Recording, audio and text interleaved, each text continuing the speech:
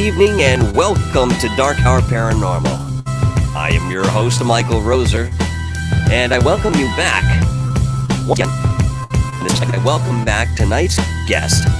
Long Island Bigfoot Mike is here with me in the studio, and we're going to get into the idea and topic of pareidolia at large, and hey, we may even discuss some of the deadfall and what that is in respect to perhaps some structures that were intentionally and creatively put together by that which we know as Bigfoot or any other cryptid that we can't identify in respect to the environment and the behavior it exhibits. Folks, thank you for joining us tonight, and once again, welcome back. We're going to have another fantastic show this evening, going on 3 for the week, and we're going to keep that steam up. The motivation is always there, and of course, I appreciate each and every one of you joining us tonight. Talk Strange, what's up, brother? Great to see you in the house. I'm just going to shout out a few of you that I see in the chat as I can go, and then we're going to get right into the interview. Scotty B, what's good, brother? Good to see you. Jimbo, how you doing, mate? Welcome to the show. Karen777, welcome to the show as well. Aussie Tiger, Third Face, Goofonian, Rock Fam, Mouthful, good day and welcome to the show. Unidentified S4, what's going on, brother? Thanks for coming back, and again, and again, and again.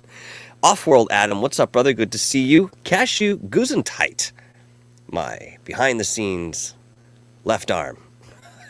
Sorry I keep naming you after all these extremities. I'm just trying to think of what's integral that I couldn't lose and how that identifies here.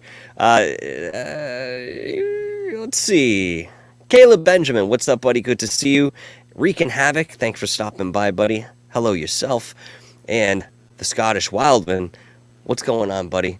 Welcome to the show. All right, folks, without further ado, we're going to get this rolling, and I am honored and privileged once again to introduce to you, those who are not familiar with Long Island Bigfoot, my good friend, Mike.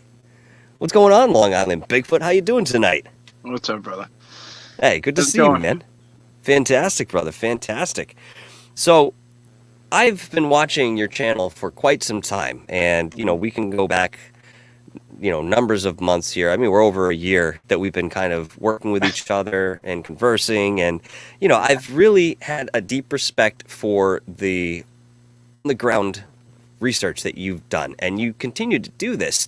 If not every day, it's every other day. You're out there in the field, you're recording, you're giving commentary, you're capturing things, and you're showing us on YouTube for all of us to see. Tell me a little bit about what you've been doing recently in way of going out in the field. Have you had any specific ideas or motivation brought you into the woods these days, or are you just going back in to feel and experience as you go? What's the plan? It's similar to the same it's always been, like just kind of going out and kind of going out as a blank slate. I used to have to like kind of meditate prior to, or like get myself in some kind of like a Reiki kind of calm, but like I've kind of like grown to a point where I could just kind of ease in as I'm going and get myself where I need to be. But I try to just stay blank slate, even keel, just go out almost like as an empty vessel, and not necessarily like I don't want to say like it's just aimed at Sasquatch anymore. Like it's just like, what do you got for me today, universe? Like, what does the woods or forest have to offer today? And I try to just be game for whatever's going on, because I found when I would go with an intent or an idea, or I was only setting myself up for failure. Also, I was going out like with a one-track mind per se, and maybe missing some things, or putting focus where it could almost be wasted focus, because you're looking and focusing on something that might just not be there, and you could miss out on a lot of stuff. So everything's pretty much the same in that aspect. I've been trying to manifest things like a little more, working with manifestation and putting things out there, not necessarily like we're talking about, like we're just talking about like having preconceived ideas or expectations. It's not necessarily that, but it's like it's almost like trying to see if I could put my personality out there, my personal connection to them, and seeing what comes back, and so the other day, like for instance, it wasn't even about Sasquatch. It was just this one place on the island, and it has So it's state land, but back a long time ago, maybe 100 years, whatever, there was a wealthy landowner who owned it, and he was a hunter, and he had all this land, and he decided to bring over some Sika deer from Asia and put them out there. And I found out about a couple of weeks ago that they still stand. They're still there. There's still a population. And I was like, wow, cool. Like, I'm an animal lover. Like, I'm all about it. I'm like, oh man, like I just want to see one. Like, that's something that's like local and it's here and it's obtainable and tangible. And like, I was like so excited about it. And I was just, trying to manifest it a couple days prior. And I'm like, man, it would, it would be a really great scenario. Like, if I could see both, but I really just wanted to see like a young male. But so anyway, long story short, first time at it, first time out there, it happened. I saw a male and a female, so I actually saw both in one shot. So I was really excited. I mean, if you watch the video, you'll hear me like, I mean, I just start letting curse words rip because I'm so excited, which is not out of the norm, but it was a little louder than usual. So. But that's really cool.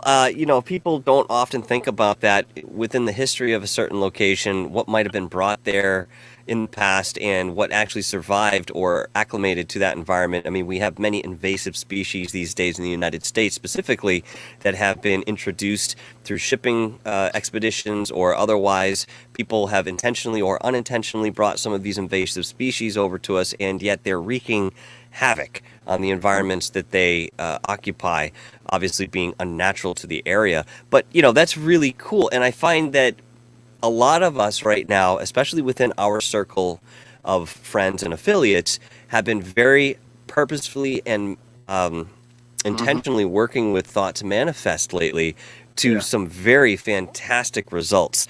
I think that many of us could sit in a circle and say, this is an actual phenomenon. I get behind it 100%. It's real for me.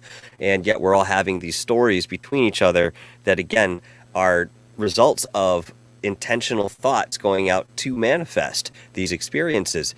Now, it's curious that you brought up the fact that you're not just looking for Bigfoot exclusively anymore. You're allowing whatever other cryptids are in the woods.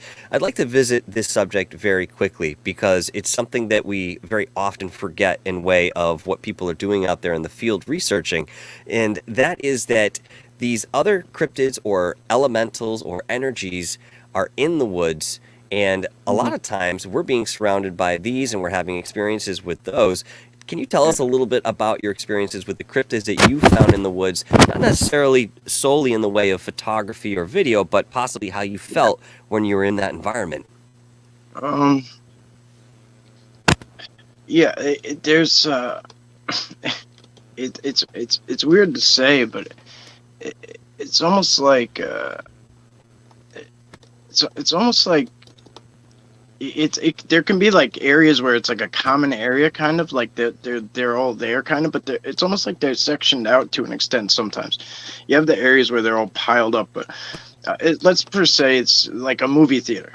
You can go in a movie theater and there's 20 different things playing. It's all in a confined area, but I mean, if you sit in one theater and then go to the next, like it could be a whole different experience. And that can happen, for good or for bad. There could be a like I'm trying to think of a particular thing, but like if you're around a fay tree, like it might, it might be a whole different story. You know what I mean? Like I found a couple of fay trees, and in my mind I'm thinking like Tinkerbell, like that, but then I've had like 2 out of 3 where I was pretty sure what I was dealing with was fairies. Was kind of like I don't know. I don't want to say like negative, but it was kind of like not welcome either. You know what I mean? And then I started to think really about Tinkerbell, and she does kind of get pissy at a couple of points, like and a little rude and kind of buck up in certain occasions. So maybe there was a little truth to that, but there's so much more out there, and I'm not necessarily going out with just the focus. I mean, the Sasquatch is my primary mission, but if they're I don't know. They're not always going to just want to connect. Like, it's not always going to be a good day. You know what I mean? You don't always go to your buddy's house and knock on the door and he's in a great mood. You know what I mean? So sometimes there's other things to do. And instead of letting it be a wasted trip, I just kind of opened to it because I used to be pretty closed to it. I was like, no, I ain't got time for all that shit. Like, there's too much going on with Sasquatch already. Like, I can't possibly delve into, anything else. Mm-hmm. But when it goes hand in hand, so as much as it does, it goes hand in hand in some aspect. I'd be doing a disservice to ignore it, and to make it an isolated thing. So basically, that's really what it boils down to. I'm kind of always just letting the journey take me where it takes me, and when filming, I let it take us where it takes us. I look at it in a similar fashion to the metaphor I'll give you here. So let's say you have a painting in front of you. Let's say it's by the famous Ross, when he was alive, and he has this happy little tree sitting on a mountain there. Now, what you're doing when you're looking for Bigfoot, going in the woods the way that some people do, they're looking at that one tree, and that's their focus. It's just that one tree.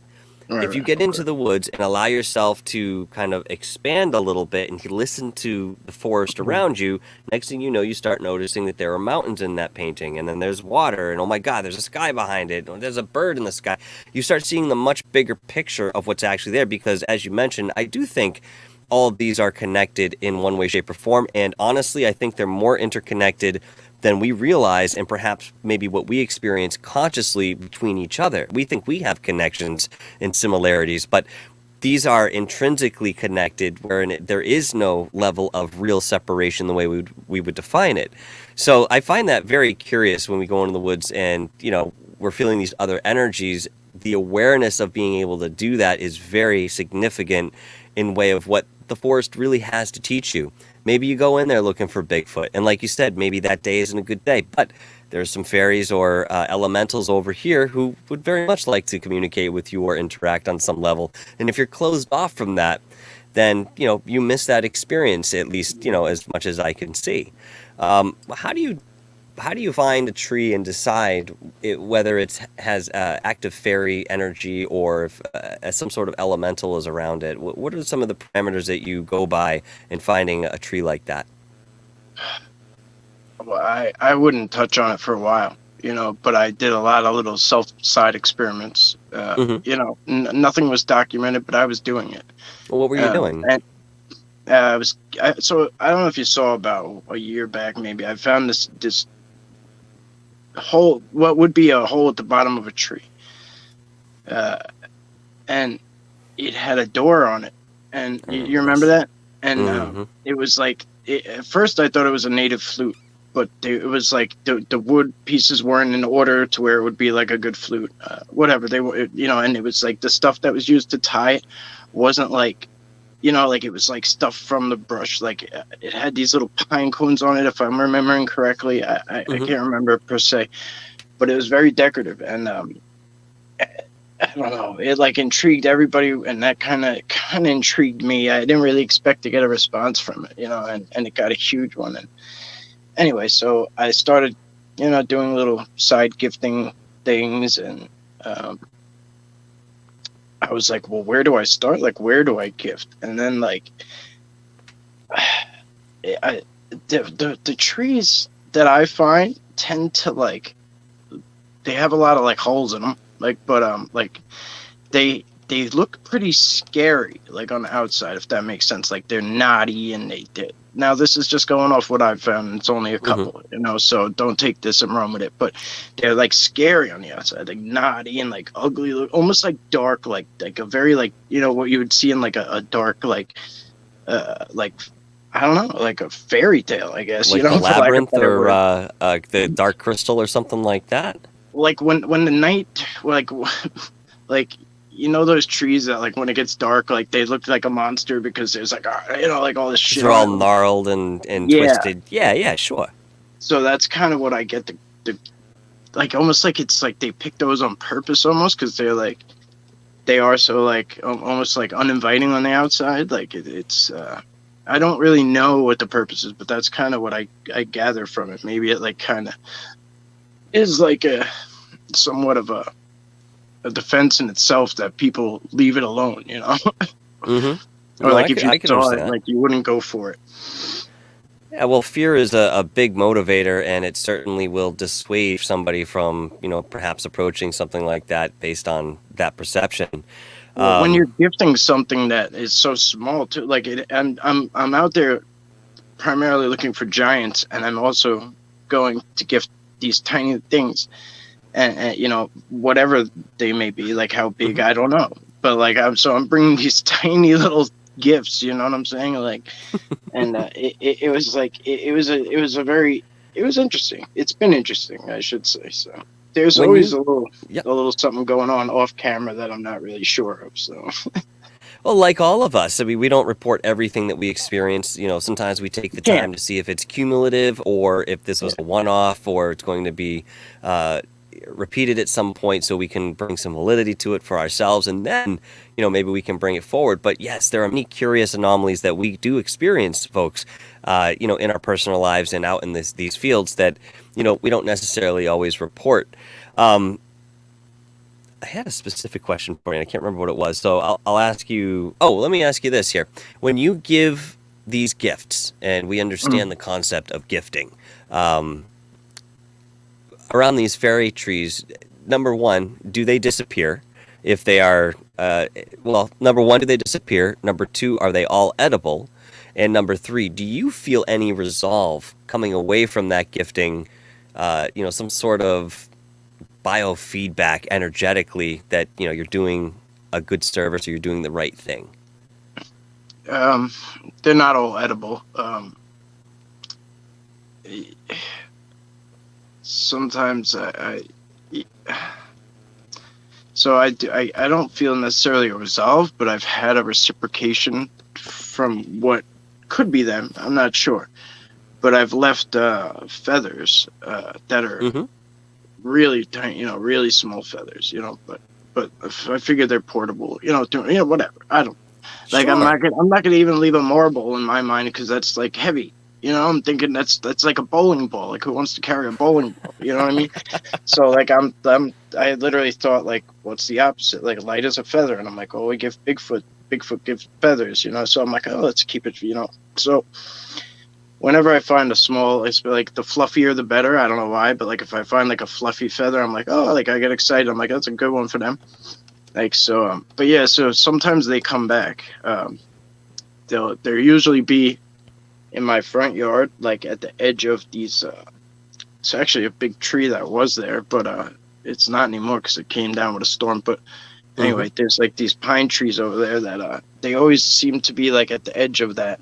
So I don't know. There's no bird nest there. Like, could it just be a bird? Yeah, it could be. But the coincidence that they come back, like, is sometimes they come back. Sometimes it's hard to explain. Like, but sometimes you get something and it makes sense from what Sure. you left. You know what I mean? It's like, damn, Sure. like there's no way to be like, damn, that's just a coincidence.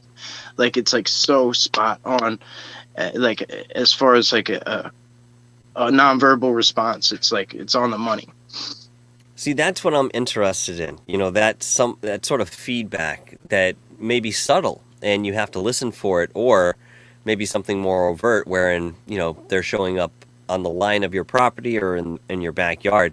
Tell us a little bit about how close they come to your home, because I know you've had a few stories wherein you either heard them at night or even during the day, possibly. You've seen them, obviously, going through some of the brush and the trees near your property. How close are they actually getting to your home? Just like right up to it. I mean, like lately they don't come. Like in the past 6 months, they haven't come up to the house that often. Like, at least like hitting it and doing anything at night. I asked them to stop because of the kids. Um, I just had to put like my foot down about what bedtime was because it's the opposite. But it's crazy, but it is. It's like that. Were they making noise or tapping on windows, or could you Yeah, how yeah. would you?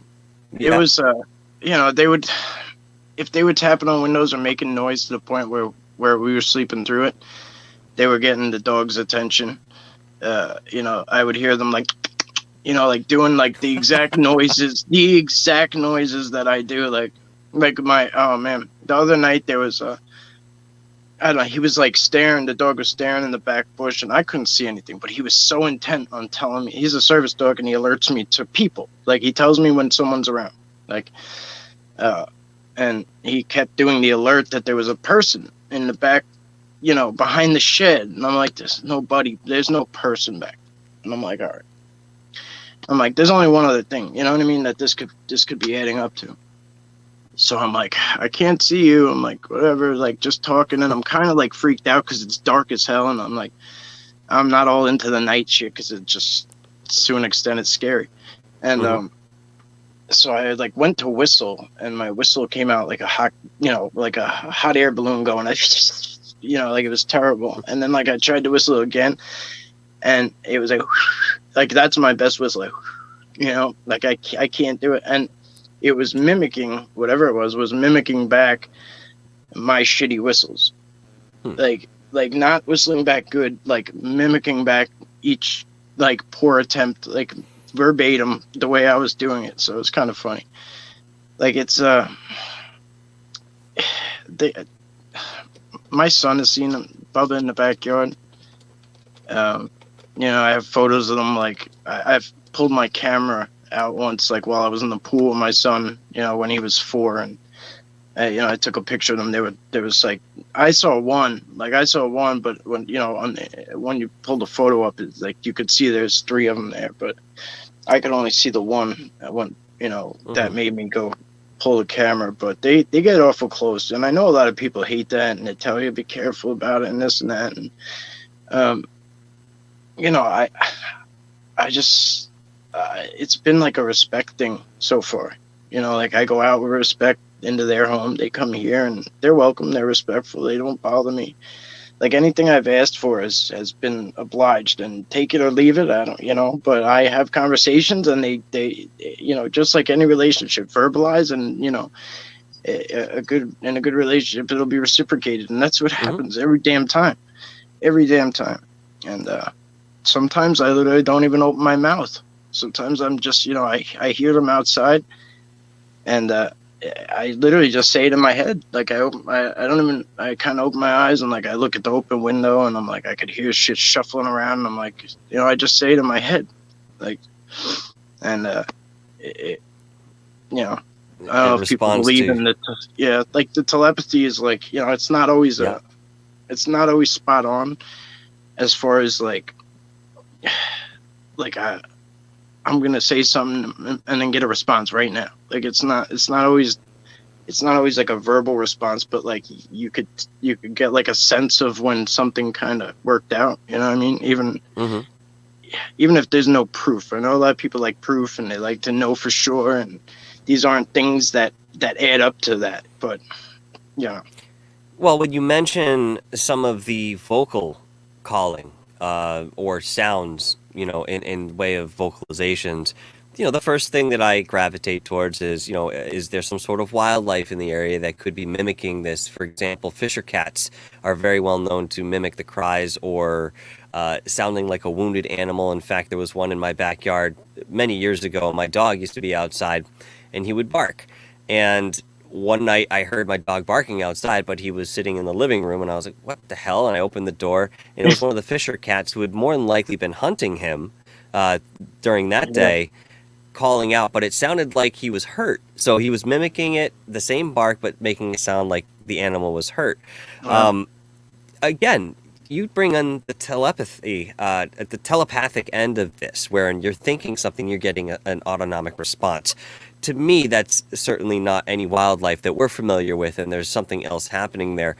But again, consistency is always key when it comes to these sort of phenomenons, and in your case, you have this experience time and time and time again. So therefore, we have to look in a different direction, kind of ruling out that this is some wildlife coming back to your house. It's not like you're, sitting out there with a handful of hot dogs and have, 200 raccoons crawling all over you. It's not like that, My question for you is this. Now, going out into the field, you perhaps address them, or you call to them, or you ask them to show themselves. And this is reminiscent, too, of what paranormal investigators do when they go into a location. They sit there, they ask, out outwardly, is there somebody here who would like to talk to us, and so forth. Sure. Now, my experience, and I'm sure that there are many who could corroborate this in certain respects. Hey, Patrick Vaughn, good to see you, brother. Has been that if you open up that door, they will come to you. But it may not be at the time that you're out in the field. You might be back home with a hot cup of cocoa watching TV, Yeah. and next thing you know, there's a spirit in your room saying, hey, what do you want? What do you need? And you didn't intend for that. You wanted it to happen at the location, so they sort of came to you afterwards. Do you think, in your experience, that, again, going out into the woods and opening that door in one way, shape, or form, that when you get back to the house, this is when they come on their time? Do you think that that could be that activity is maybe perhaps a result of your endeavors earlier in the day? Yeah. I mean, yeah, for sure. There's like, for instance, like when I go to a location, or I have plans to go to a location, I'll get like a vision or a feeling that I'm not supposed to go there. I'm supposed to go somewhere else, and I don't go against it anymore, because every time I do, it ends up being shit. So I just go with it, even if it's not a place I even want to go. I go to it, and a lot of that boils down to, I think they know what's best and they know what's happening as an overall. So sometimes things can be as simple as you go in the field and it's not safe. There could be a guy in a ghillie suit out there with us too, or and a gun. There could be somebody watching us that I can't tell is watching us from wherever wherever they may be. From from a bird watcher to a 3-letter agency. Somebody could be around looking. So if I give them kind of, see, for me it's kind of okay, but I think they will kind of wait till it's safe, and they'll also come kind of check you out too, and that's kind of in the early stages. But there's always going to be, when you're putting that much into somebody,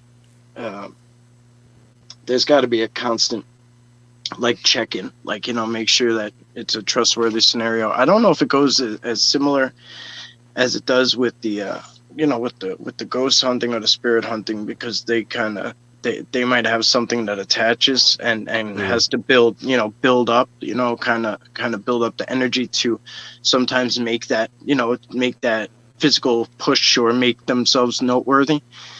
And while Sasquatch do like charge and stuff like that and are energy based, I don't know if it's as similar, but well, it's just a similarity that I'm sort of seeing, and it's something that I was thinking of. it's good. It's good that you're noticing, because that's something to pay attention to for sure. I mean, for what it's worth, and I'll say this, with the grain of salt that everybody wants to have in hand. One of my guides, most prominent guides, as I've mentioned before, is Eric, from Channeling Eric. Yeah, it sounds weird, guys, but that's what it is. I talk to him every single day, and there are plenty of times he comes in on his own, and that's just what it is. He's the loudest guide that I have within me. In his readings, that he puts forth, certain people, or if you want to talk to a Bigfoot or some sort of cryptid, he can bring that energy up to the clairvoyant that's reading. And this is what Lisa Mahus has been doing for many years.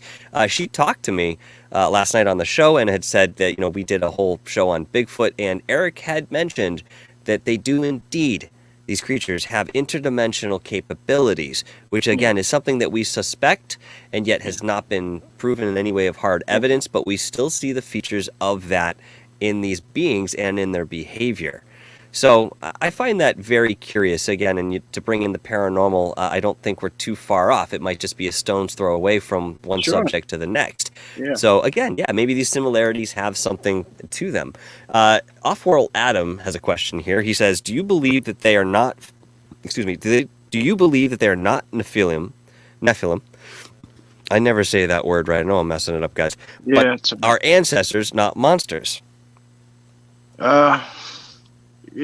That's I have beliefs, and I have kind of ideas, almost to the point where I'm kind of swayed to a certain spot, but I try to stay away from that big picture, you know what I mean, until we have because the way I look at it is, I have constant contact with Bubba, right? But it's not always do I get very, very definitive, or details, or, do I get to ask follow-up questions? So sometimes I get something and I don't know if it's something personal just for me, if it's an overall thing, if it's something just based off him, or, you know what I mean?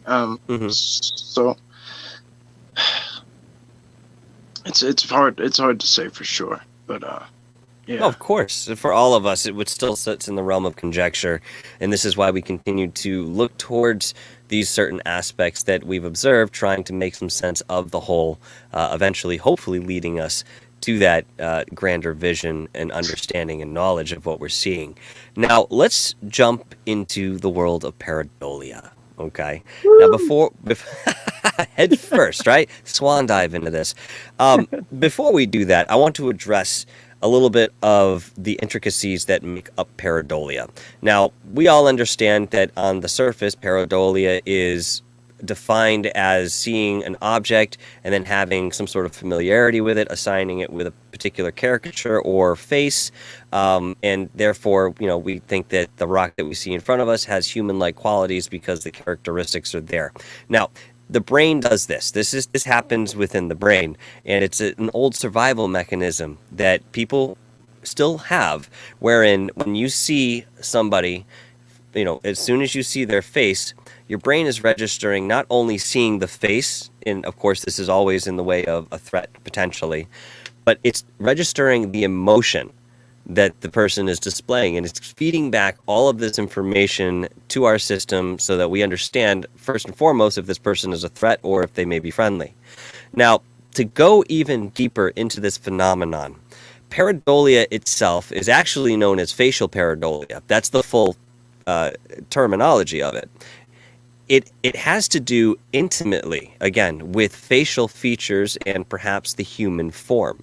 So when you talk about something like seeing a door or something that resembles a door on a tree, that is a form of pareidolia in a sense, but it's not true pareidolia because, again, it's not defined by the humanistic characteristics. It's just something that's familiar. Let me read something very quickly on this subject. Unfortunately, I had a whole website up and I wanted to impart this article, but I couldn't find it again. I don't know what happened to it. Now, this is just Google's definition of pareidolia, and then I want to impart something onto you after this. Google says, the phenomenon's fancy name is facial pareidolia. Scientists at the University of Sydney have found that not only do we see faces in everyday objects, our brains even process objects for emotional expression. Again, I'm just reiterating sort of what I said a little bit more eloquently. Much like we do for real faces rather than discarding the objects as false detections. Now, again, that is your standard definition of pareidolia. Now, within this article that I was reading and somehow lost, I did catch one screenshot of a paragraph that I found very intriguing. And it says, if you are repeatedly shown, and this is neuroscience.com, neurosciencenews.com, by the way. If you are repeatedly shown pictures of faces that are looking towards your left, for example, your perception will actually change over time so that the faces will appear to be looking more rightwards than they really are. So you're getting that mirror effect that we also have when we look, using our eyes, we're actually seeing things inverted, and the mechanisms within our brain then convert this to what we consider to be right side up. So we always have to keep that sort of thing in mind. So when you're looking out in the field, of course, you're identifying and you're familiarizing some of the things that you're seeing there between the trees. Is there a point that what you're seeing is accompanied with a certain feeling at the moment that you're seeing it? Obviously, this may not be something that we can apply in way of a photograph or a video, but when you're there and you see something moving in the woods, and you to yourself identify it as something that is familiar, what are your thoughts that you have in way of being convicted that you're having the experience that you think you're having? I'm a big firm believer in, like, I like what you said, because I always say, whatever you thought first, spit it out, because your brain, like you said, is going to start to think about it, and it's going to process more and more and more as time goes on. So when I look at a picture right away, whatever I see right then and there isn't going to be the same as I see it in 20 minutes, and then probably not even the same again the next day if I look back at it. So I always try to say things instinctively because like your brain hasn't really had a lot of time to do its thing. As far as the feeling goes, like you're kind of like me. I mean, we've been in the same brush together. Like I kind of, I'm always like kind of got my hands out, like touching on, like I'm always feeling my way through with my own energy. You know what I'm saying? And I'm already drawn to, like, if I'm zooming in, like, it's because I'm drawn to it. It's not necessarily just like a visual, but yeah, there's more to it. Sometimes it's not like the visual and then there's a feeling attached to it. Sometimes there's a feeling and then that feeling and whatever may be going on is bringing me to the visual I need to see. So I do have faith in those few early seconds. After that, it's kind of I'm already, like you said, like we're doing too much thinking at that point. And I'm gonna propose some. Sorry, go ahead. No, you're good. But like we're just like there's a lot of deprogramming that has to happen to to even get at that blank slate level. You know what I mean? So like it's tough. It's tough. And then whatever. What were you gonna say? I think I'm done. I was just gonna say I'll propose this idea that sort of came to me here, and I have a very strong belief that there was a time where science and intuition were intimately connected. There was no separation between the two, and that's what those beings or people or whoever was existing in those times was experiencing by and large. There are many reasons for why this would be the case, but I won't go into them right now. That being said, with the idea that perhaps there was an intuition that went into the actual physical vision of something. Perhaps what we're using in way of pareidolia is something reminiscent of this particular ability that we once had to undoubtedly be able to identify and physically see some of these elementals that, as time has gone on, waned considerably, and maybe even for some of us, we've forgotten entirely. This is why when we see some things like this that may actually be sentient or have some sort of conscious energy behind it, we're mixed between what's familiar and what is actually real but still looks familiar in that same respect. We have a problem discerning the two. So, I think the idea is curious, but again, it's certainly something that we have, each one of us, and yet doesn't seem like to be the most useful property that we still carry, because it seems to work against us when we're trying to investigate. But again, maybe it's something left over that we just need to cultivate once again and be able to use that in the right way. Yeah.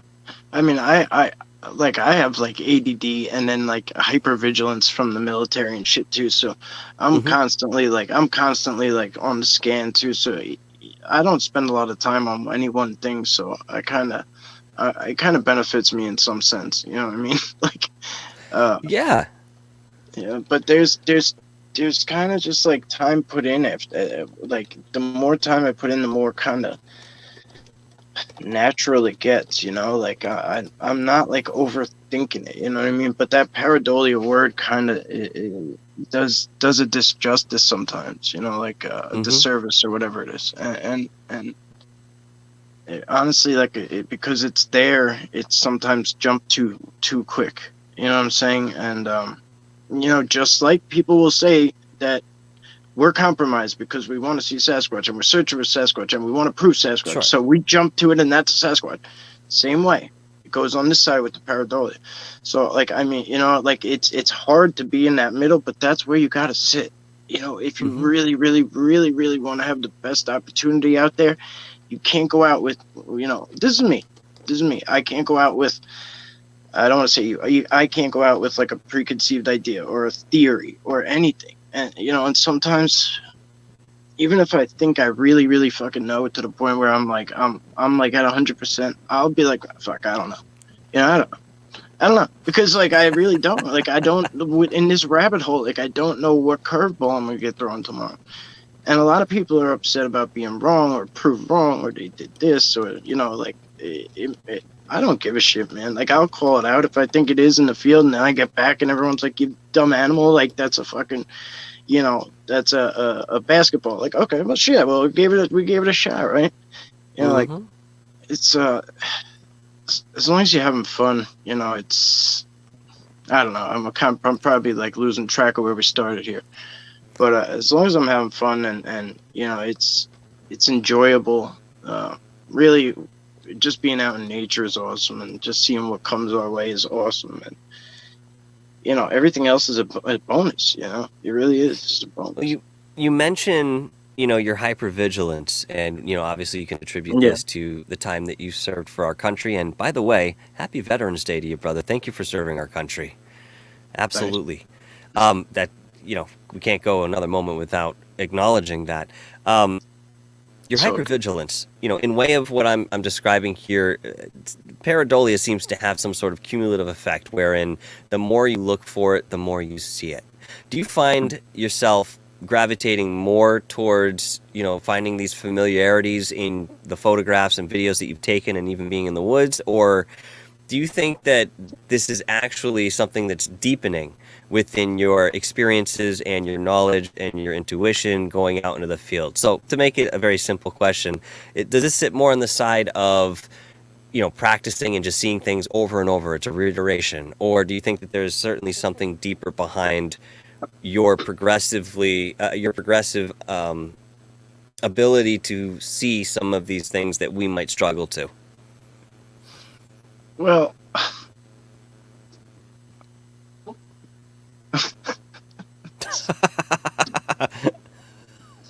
so I lost you at the end there because somebody came down and turned the light off on me. Anyway, I'll try and juggle that because I definitely missed the second half. But I can repeat it if you like. yeah, all right, let's go there. Yeah, not a problem. So, in the way that we've described pareidolia, wherein it's a cumulative effect, you just become familiar in way of repetition. You're seeing faces, so you become more cognizant of that particular behavior. Is it something that you wait? I'm sorry. The way that you experience it, is it something sitting on that side, or do you feel that there is a deeper connection that when you're seeing what we would all consider pareidolia with much more readiness because you're out there every day, it's accumulating?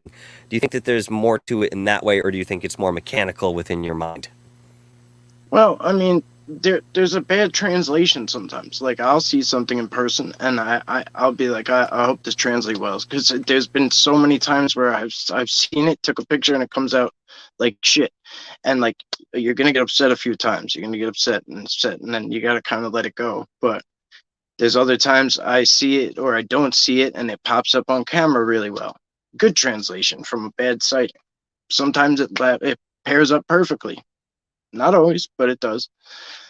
Um, I have my photos. I'm content with my photos, so I'm not that guy like circling faces in the leaves, and because it's silly to think that every face and set of eyes is something, and then but it's silly to just write it off knowing what the veil is and how many things are out there, and when you see it enough times you start to realize it's crazy, it's wall to wall. But it's not all Sasquatch. Like that's just, but when you're chasing that photo, when you really want a picture, when people are chasing, sometimes they're chasing credibility, or they they want somebody else to see it. Like, oh, do you see this? And then it doesn't really work out. But there's different reasons for why you might want something to appear or to pop, and the less you chase it, you know what I mean? It's kind of like finding your soulmate. Like when you stop looking, like when you really stop looking and you stop forcing it, like it'll happen. You know, There is a gentleman that we both are acquainted with who will remain nameless because that is his choice. But Hmm. he sent us some very interesting photographs, and I don't know if I actually, yeah, I'm sure I got videos, but I don't know that it was in the realm of the research. I think he was just showing me the land that he was in. Um, you know, this guy has pictures of juveniles around his neck. He's walking. He's as close to these juveniles as I am to the wall in front of me, which is, short enough here that I could probably lean forward and touch it.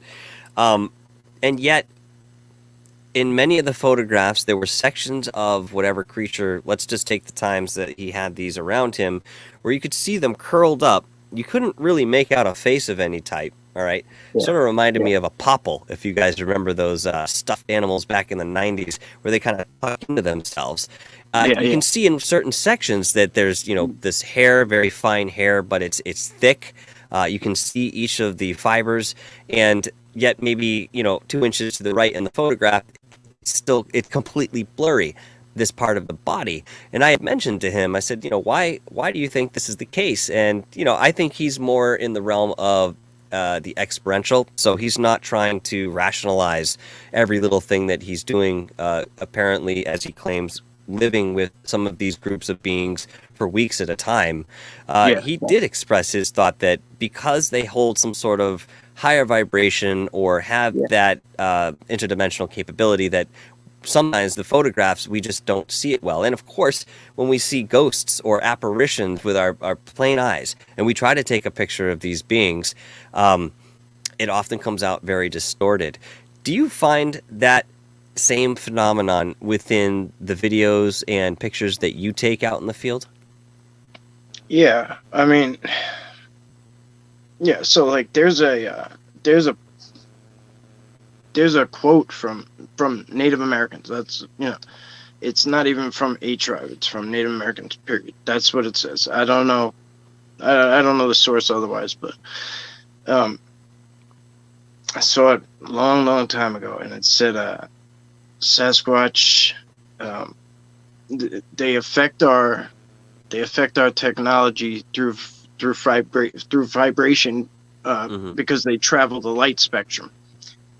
And it's a very simple sentence, and there's not much to it, but there's so much to it, and only now am I kind of coming into understanding it, and energy based and light beings, and seeing a juvenile light bending one day, like dancing and manipulating the beam of light as he moved his hand, and it was like he didn't know I was there, like he couldn't have, or he just didn't give a shit, but it was like, like it made me want to cry, but like, it's hard to say why I'm going to cry now just telling you about it. But it was beautiful. You know what I mean? Like, but Sure. Thinking about the guy you're talking about, it's amazing. It's truly amazing. And I know, like, if we talk about deadfall and then we talk about like when it's not deadfall, like even if it's a natural fall or whatever, you'll notice that it's connected to other stuff, or there have been tucks going into it and things to that effect, and that's all connected, almost like conduit, like how your wires are in your house to connect everything, and it goes. You'll notice it all funnels into areas. Usually the structures, the nests, the bedding areas, the seats, or whatever you want to call them, and it all kind of comes into that spot, and it's almost like a charging area. And that was what I had figured out that time when I was trying to figure out what they ate, and I was asking what they ate, and they kept showing me like one shell of an oyster, and then hundreds, and then I'm like, the fuck is this, and then, but I wasn't putting together that they do it for taste, and they like seafood, but they don't need it. They could have one, or they could have 1,000. I wasn't piecing it together, but they could take energy from the sun, and they harness it through the trees like that, and all bent, connected, and people see them near power lines. They're harnessing it. They're, you know what I mean? We're paying for Sasquatch. Like, shit, your energy bill was high. Check your yard. You know what I'm saying? Like, that was kind of fun. But then, but people say they travel the train, because they see them by train lines. I'd imagine maybe they could draw quick from the third rail. I don't know. I'm just saying once I figured out that they could harness energy, they don't have to physically eat like how we have to Mm-hmm. get our sustenance and our energy up.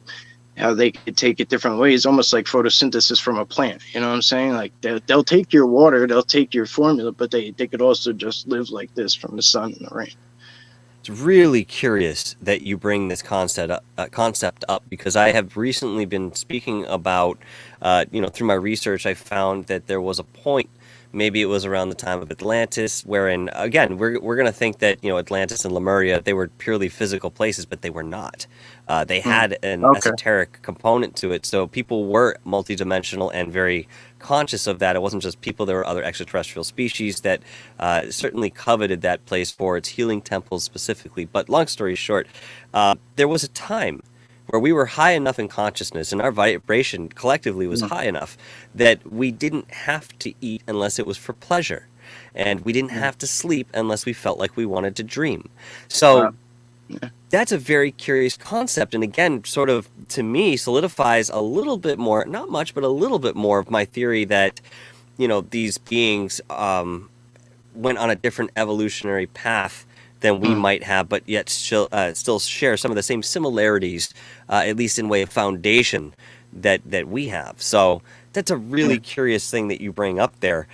Let me ask you, out of curiosity, we because I don't think... we don't even know how we got to America yet. You know what I mean?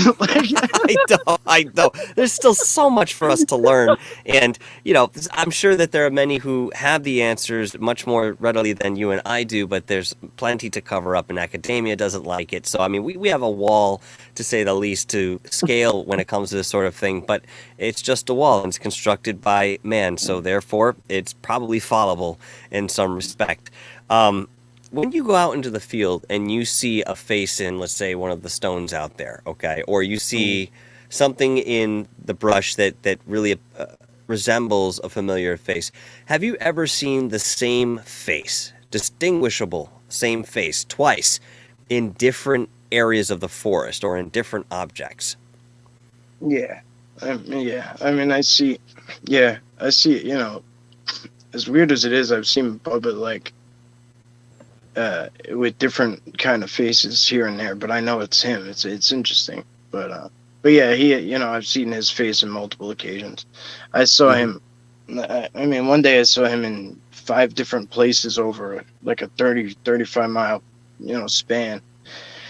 And you felt when you saw these faces, you kind of put it together at that point that this is the same entity. Yeah. Oh yeah, it was him. Yeah. It was more than a phase. Yeah, he was there. No shit.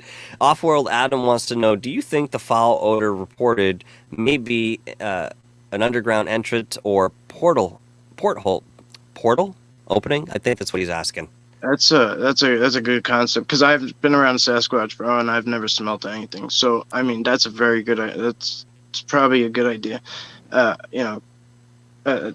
Sounds good to me. I mean, I don't know. Like, I don't, he's right. People report a foul smell all the time, but I've never smelled it. You know what I mean? Like, maybe once or twice I smelled sulfur, but on those 2 occasions, it was the only time I saw reptilians, was those 2 times. So that's curious. So I correlate it to that. I don't know what to make of it, but I've never smelled anything bad with Sasquatch. So it's a good possibility, bro. Well, I mean, smell is a vibration. This can be replicated even artificially to make you think that you're smelling something that you're actually not. It's just a vibration. So maybe it's a byproduct of them doing some of this interdimensional travel, is this particular odor, and that's how we actually read it. To a dog's nose, crap smells good, especially cat crap. Yeah. Okay. Yeah. To us, we understand that that's not the case. Yeah. But I mean, if they have the power. If they have the power of telepathy too, they could probably do things, directly to you. Like, I mean, see that's like where I go. But then you have like the people who are just physical. They only believe in the physical. So like they'll go right to like, oh, maybe they have like a skunk type gland, and they release it when they're threatened or whatever. I don't know. Could just be territorial too. Sure, I don't know. Yeah. Well, I mean, these are, of course, just concepts that we'll continue to look towards as we go further with the research. But again, off-world, that was a really good question, and something that, I'm sure that now we've brought this up, we can be a little bit more aware of. We're getting pretty close to the end of the show tonight, Mike, and I wanted to give you the chance to say any last words that you want to impart on the people out there listening who are absolutely loving the show. Thank you all for being here. It really makes the show much better, and of course means the world to myself and my guests for your attendance. Any last words, and where can we find you in all that you do? I do have your YouTube channel down below, but is there anywhere else we can get in touch with you? There's a Facebook, there's a Long Island Bigfoot Facebook page if you want. There's a lot of older live streams on there from before I came to YouTube, and a lot of older photos and stuff I was uploading there because YouTube doesn't let you upload photos till you're whatever. I don't even remember how many they made me wait till, but a couple of thousand maybe. I don't even remember. 2 or 3 grand, I forget. Yeah, stupid. Anyway, yeah, no, you know what? Honestly, like, if you guys haven't seen the documentary from Montauk, that was like, that's literally something that's like, I'm still reeling off that the way you put that together was so cool. And thank you, mate. If you guys got an extra hour and a half, that shit came out so good. Like, really, like, Discovery Channel ain't got shit on you, bro. That was so cool. Like, you captured everything.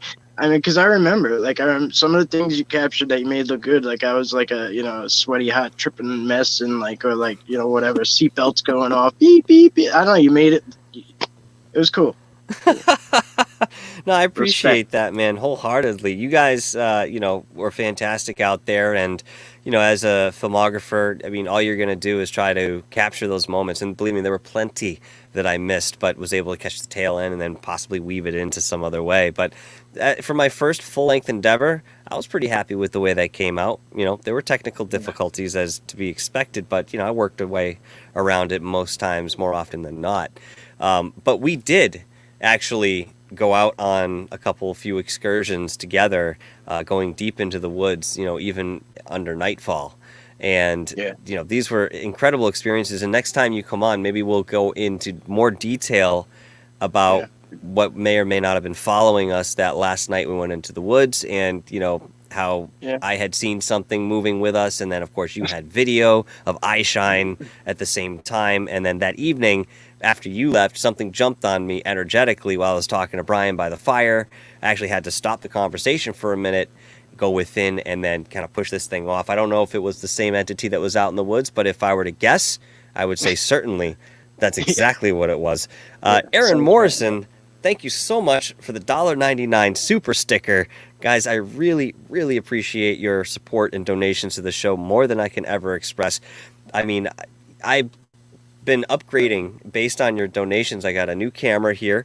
I'm allowed to use the green screen now. The other one didn't work well, and I don't have it up tonight because I got home without enough time after my day job to just put that up the proper way, so I threw this backdrop. But I used it for the first time last night, and I was actually happy with it, so we put that in there. I've got some light boxes that I put together, and now I need to set up in the studio. You guys will have a little more lighting, but again, all of your donations are very, very appreciative. No, that's not. I appreciate all of those, and you're very impactful in helping the show grow. Thank you very much, Aaron. And of course, Tim Frick, thank you so much for the $5 super sticker.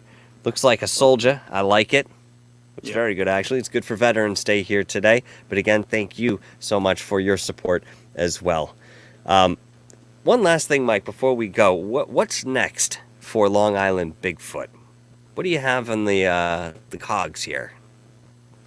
I got a couple things that I'm gonna let lie for now, and bring them out as a surprise. But that they're a little further down the line. But travel is what I want to do. I want to get a couple of well, even if it's a day or two or whatever. Like, I want to try and travel and see different places and experience it. Just see how it is on the road. You know what I mean? To see how I ought to get you up this way, and we can go down into the Freetown State Forest Yeah. over here in Massachusetts in the Bridgewater Triangle, where a lot of this activity is purportedly there for centuries now. And Bigfoot is certainly in the mix, but there are Mm. all different kinds of cryptids. And when you walk into these I woods, watched, folks, yeah, I watched something on the Bridgewater Triangle, and I mean, they, to say the least, they missed a couple things in the video. is At this the least, full length documentary they did on the Bridgewater Triangle? It was I don't know, maybe 3-4 months ago. I think it was It was broken down called into. by that moniker. Yep. Do you recall? No, it's The the one I Yep. the Go ahead. Massachusetts, like the Bermuda Triangle. I forget how they said it, but like Yeah, yeah. I don't know. I don't think it was called the Bridgewater Triangle. Like I think it was like something weirder. Like Okay. they worded it differently. I can't remember. I think it's on Prime now. I'll send it to you if I find Oh. it. All right. Yeah. Let me know if you find it, because the one I watched was released by some guys based out of Massachusetts. I can't remember the name of the outfit, and honestly, I don't really, it's. I tried to contact them to, talk to them at least, personally, and then maybe we'll go further with that. But I've gotten no response. But they put together a very comprehensive documentary on the Bridgewater Triangle. I think it was entitled The Bridgewater Triangle. You can find it free on YouTube. I just can't remember what the channel was, but if you type it in, you'll find it. Lots of talking heads, lots of on site shots, locations. They did a pretty good job covering the most basic aspects, which are plentiful about that place. But certainly there were many peripheral stories and locations that one particular team up here goes out and they find all of these. And I, again, forget the name of their channel, but I still want under that to. moniker. I want to say it was broken down into like 4 episodes or something. Like Oh, curious. I gotta look, but yeah, it's bigger. It's bigger than like it's big. Like the triangle itself is big. Like it was bigger than I imagined it. Sure. So if you break it down into little sections, I mean, there's a lot of things that could be going on. It's like 400 square miles or something Yeah. stupid like that. I remember when I looked into it, going into the paranormal investigation many, many years ago. My investigational or team partner at the time, and I sat down. We were like, all right, well, this is right in our backyard. Let's go to the Bridgewater Triangle. And we saw the enormity of this Yeah. place, and we're like, shit, where do we even start here? Yeah. Seriously. Unfortunately, it was just too daunting for us at that time. We didn't have the withal. Diana King, thank you so much for your $4.99 super sticker, and that is one cute puppy. Looks like a boxer. Can't tell. Love boxers. Fantastic breed, even temperament, wonderful, docile natures. Thank you, Diana King, so much for your super chat. Once again, I really appreciate it. All right, Mike, we're gonna close out the show here, and if you'd like, sit in the back there, and I'll say my proper goodbyes. If you have to leave, I understand. Otherwise, No, I'll be I'll seeing be you in a there. moment. All right, I'll be there. kick ass, brother. Awesome. Oh, thank you very much, everybody. We cut it a little bit short tonight because it's late and some of us are fathers and have responsibilities in that way. So we're keeping it nice and clean this evening. But I really want to thank you all from the bottom of my heart for coming out tonight and enjoying the show. I saw many of you in there participating, having a fantastic time. And that's what it's all about here at Dark Hour Paranormal. And of course, if you guys have any questions along the way, I will throw those and interject them right in the middle of the interview as we're talking as the next question. I don't have a specified question and answer segment. I don't find that to be incredibly conducive. Perhaps there are people who are coming and going. I can't expect every last one of you who enters the show in the beginning to be here in the end. So if you have questions, just throw them in caps and I will get right to them in the way of the future here moving forward, just so you guys know. All right, so we'll be back next week, guys, with well, I'll wait to tell you who we have next week. Gonna be a fantastic time, though, so certainly don't go anywhere.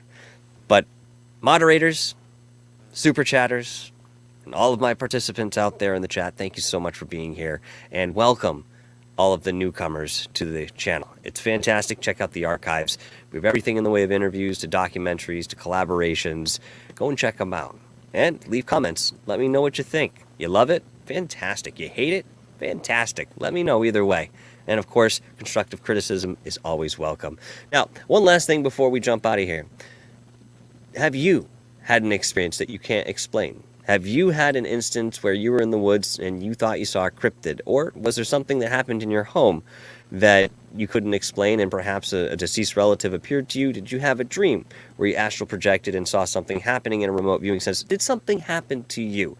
If so, shoot me an email over at darkhourparanormallive.com at gmail. Nope, sorry, let's try that again. darkhourparanormallive@gmail.com, and let me know. We'll talk. Maybe we'll have you on the show, and we'll get into the thick and thin of it.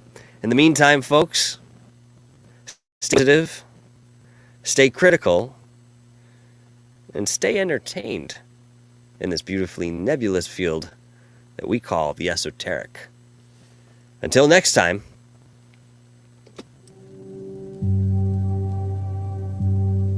have an enchanted evening. Ciao.